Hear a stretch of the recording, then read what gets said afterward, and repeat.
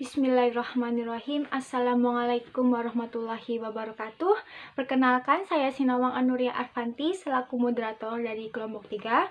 Di sini saya bersama teman-teman saya akan mempresentasikan salah satu materi mata kuliah Al-Quran dan Hadis, yaitu mengenai aspek mukjizat masa depan.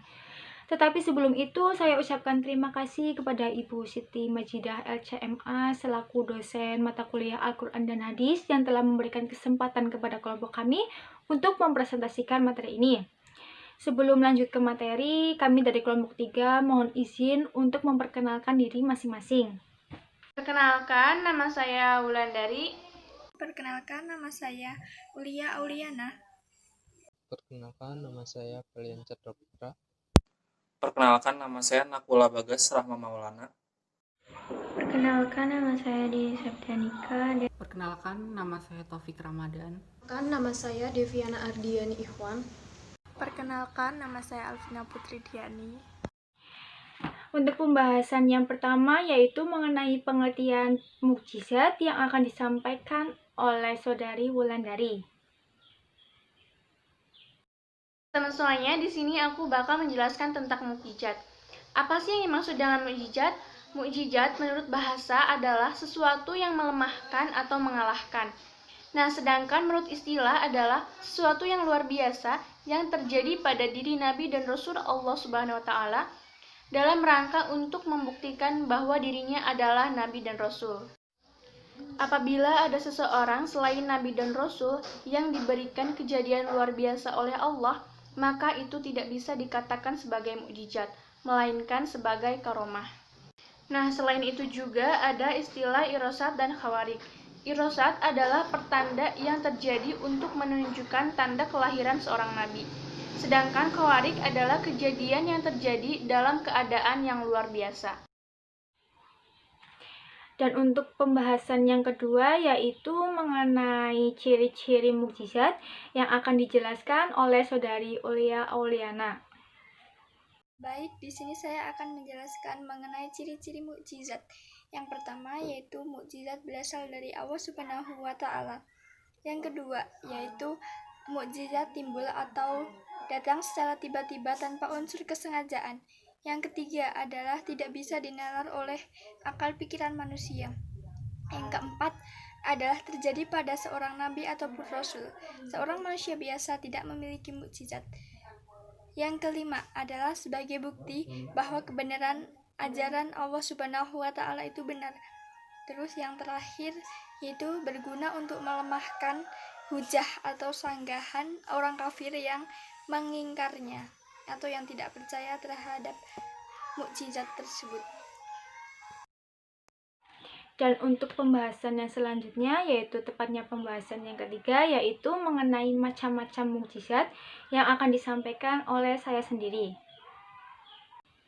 Sebelum membahas mengenai macam-macam mukjizat, perlu kalian ketahui bahwa mukjizat itu tidak bisa terlepas dari 3 bentuk.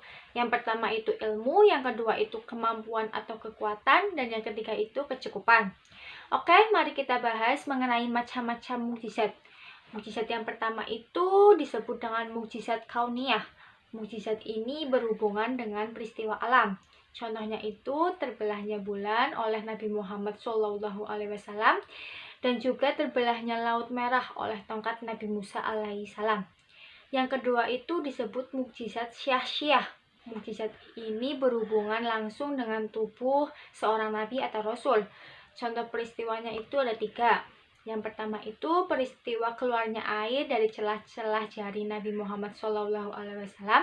Dan yang kedua itu keluarnya sinar bulan dari tangan Nabi Musa alaihissalam. Yang ketiga itu peristiwa penyembuhan penyakit buta dan kusta dari Nabi Isa alaihissalam. Yang ketiga itu mukjizat salbiyah. Mukjizat ini itu mukjizat yang membuat seseorang tidak berdaya. Contohnya itu seperti peristiwa Nabi Ibrahim alaihissalam yang dibakar hidup-hidup oleh Raja Fir'aun. Tapi apa yang terjadi? Api itu tidak bisa membakar Nabi Ibrahim alaihissalam. Dan untuk mukjizat yang terakhir yaitu mukjizat akliyah. Mukjizat ini itu mukjizat yang rasional atau masuk akal. Contohnya itu cuma 1, yaitu kitab suci Al-Quran. Dan untuk materi yang berikutnya yaitu mengenai contoh ramalan dan contoh ayat masa depan yang akan dijelaskan oleh Saudara Valian Chandra Putra dan juga Saudara Taufik Ramadan. Saya akan menjelaskan tentang contoh ramalan masa depan yang terdapat pada Al-Quran. Yang pertama pada surat Al-Hijr ayat 9, yaitu A'udzubillahi minasyaitonirrajim. Bismillahirrahmanirrahim. Inna nahnu nazzalna dzikra wa inna lahu lahafidun. Yang artinya, sesungguhnya kamilah yang menurunkan Al-Quran dan kami pula yang memeliharanya. Maksudnya begini, jadi Allah itu menurunkan Al-Quran kepada kita. Nah, lalu Allah juga memerintahkan kita juga yang harus menjaganya dari orang-orang yang ingin memperpecah kita. Surat An-Nahl ayat 8 yang berbunyi wal khayla wal bighala wal hamira litarkabuha wa jina wa yahluku ma la ta'lamun. Ya, artinya, dan dia telah menciptakan kuda, bagal, keledai agar kamu menungganginya dan menjadikannya perhiasan, dan Allah menciptakan apa yang kamu tidak mengetahuinya. Jadi pada dulu itu Allah telah memprediksi bahwa ketiga, yaitu surat Fussilat ayat 41 yang berbunyi A'udzubillahi minasyaitonirrajim. Bismillahirrahmanirrahim. Innal ladina kafaru bidzikri lamma ja'ahum wa innahu lakitabun azim. Artinya, sesungguhnya orang-orang yang ingkari Al-Quran ketika Al-Quran itu datang kepada mereka itu pasti akan celaka. Yang sesungguhnya Al-Quran itu adalah kitab yang mulia. Contohnya itu seperti banyak di medsos yang tersebar ada pembakaran Al-Quran. Nah, mereka pasti akan mendapat balasannya pada hari akhir nanti. Selanjutnya itu contoh ayat tentang mukjizat di masa depan. Gambaran masa depan umat Islam telah dijanjikan dalam Quran surat An-Nur ayat 55 yang berbunyi wa azalul lazina amanu minkum wa amilus solihati la yastakhlifanahum fil ardi kamastakhlafal lazina min qablihim wa la yaumakkinanna lahum dinahum mulazir tado lahum wa layubadilanahum min ba'di kafihim amna ya'budunani la yusrikuna bi syai'a wa man kafara ba'da zalika faulaika humul fasikun. Yang artinya, Allah telah menjanjikan kepada orang-orang di antara kamu yang beriman dan yang mengerjakan kebajikan bahwa Dia sungguh akan menjadikan mereka berkuasa di muka bumi, sebagaimana Dia telah menjadikan orang-orang sebelumnya berkuasa. Dan sungguh Dia akan meneguhkan bagi mereka dengan agama yang telah Dia ridhoi. Untuk pembahasan yang kelima akan disampaikan oleh Saudari Alvina Putri Diani yang akan membahas mengenai pernyataan tokoh filsafat yang meramal tentang masa depan. Beberapa pernyataan tokoh filsafat barat yang memprediksi masa depan Islam telah dikutip oleh Yakuasi. 1. Ion Tolstoy tahun 1828 sampai tahun 1910. Islam akan menguasai dunia suatu saat nanti sebab Islam menggabungkan antara ilmu pengetahuan dan hikmah. 2. Herbert Wells tahun 1846 sampai tahun 1946. hingga akhirnya Islam kembali lagi. Betapa banyak generasi yang akan merasakan kesengsaraan, kemudian suatu waktu nanti dunia seluruhnya akan tunduk pada Islam. Pada saat itu kedamaian akan terwujud dan kembali menjadi tenang. 3. Albert Einstein, tahun 1879 sampai tahun 1955. Saya memahami bahwa kaum muslimin melakukan itu semua dikarenakan kecerdasan dan kesadaran mereka, sesuatu yang tidak mungkin mampu dilakukan oleh orang Yahudi.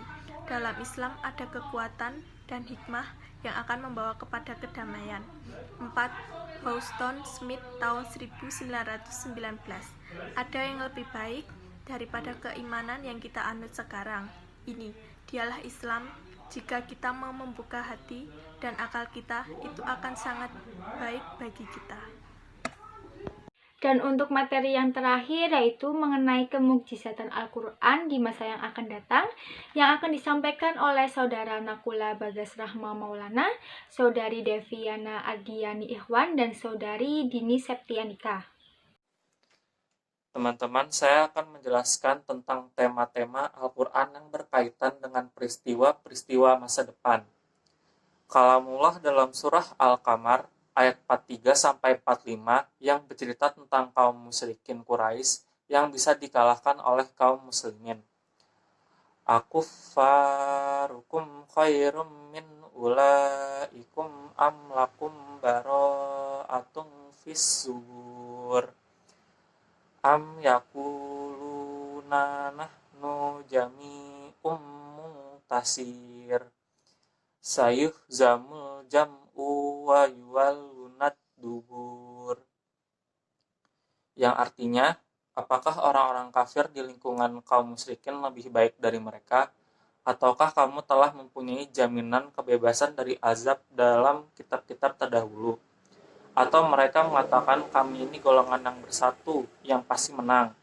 Golongan itu pasti dikalahkan dan mereka akan mundur ke belakang. Baik, selanjutnya kemenangan kerajaan Byzantium terhadap kerajaan Persia. Berbicara tentang kemenangan tersebut, ternyata sudah diprediksi dalam Al-Quran dan prediksi itu benar. Prediksi tersebut berada dalam Quran surat Ar-Rum ayat 1-5 sebagai berikut. A'udzubillahi minasyaitonirrajim. Bismillahirrahmanirrahim. Alif lam mim. Ghulibatir Rum fi adnal ardi wa hum min ba'di ghalabihim sayaghlibun fi bi'i sinin. Lillahil amru min qablu wa min ba'd wa yawma idin yafrahul mu'minun bi nasrillah yansuru man yasha wa huwal azizur rahim. Shadaqallahul azim. Artinya Alif Lam Mim. Telah dikalahkan bangsa Romawi di negeri yang terdekat, dan setelah mereka dikalahkan itu akan menang dalam beberapa tahun lagi. Bagi Allah ketetapan urusan sebelum dan sesudah mereka menang. Dan pada hari kemenangan itu, orang-orang mukmin bergembira karena pertolongan Allah. Allah Maha menolong siapa yang Allah kehendaki. Allah Maha perkasa lagi Maha penyayang. Jadi, prediksi Al-Quran yang dipandang sebagai kebenaran Al-Quran tentang peristiwa yang akan datang dapat dilihat dari kemenangan kerajaan Romawi dalam pertempuran melawan kerajaan Persia pada tahun 605 Masehi. Pada surat ini, Allah menunjukkan bahwa sesungguhnya Allah akan membuktikan kepada Rasul-Nya tentang kebenaran mimpi dengan sebenarnya. Rasulullah SAW pernah bermimpi pada tahun terjadinya perjanjian Hudaybiyah, yaitu sebelum beliau berangkat menuju ke Hudaybiyah, bahwasanya ia masih ke kota Mekah bersama-sama dengan para sahabat dalam keadaan aman. Kemudian Rasulullah SAW menceritakan mimpi tersebut kepada para sahabatnya. Maka para sahabat sangat gembira mendengarnya. Ketika para sahabat berangkat bersama Rasulullah menuju Mekah, tiba-tiba mereka dihalangi oleh orang-orang kafir sewaktu mereka sampai di Hudaybiyah. Akhirnya Mereka kembali ke Madinah dengan perasaan yang berat. Pada saat itu, timbullah rasa keraguan di dalam hati sebagian orang-orang munafik. Lalu turunlah ayat ini. Penafsiran dari ayat ini adalah bahwa sesungguhnya kamu sekalian pasti akan memasuki Masjidil Haram, insya Allah. Lafal insya Allah artinya jika Allah menghendaki, hanyalah sebagai kalimat tabaruk saja, yaitu untuk meminta keberkahan dalam keadaan aman.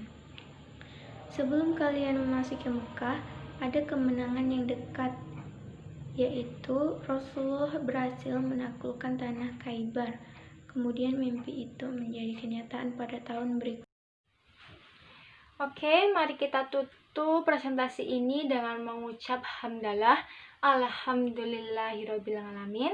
Sekian presentasi dari kelompok kami. Apabila banyak kesalahan dan kekurangan, mohon dimaafkan.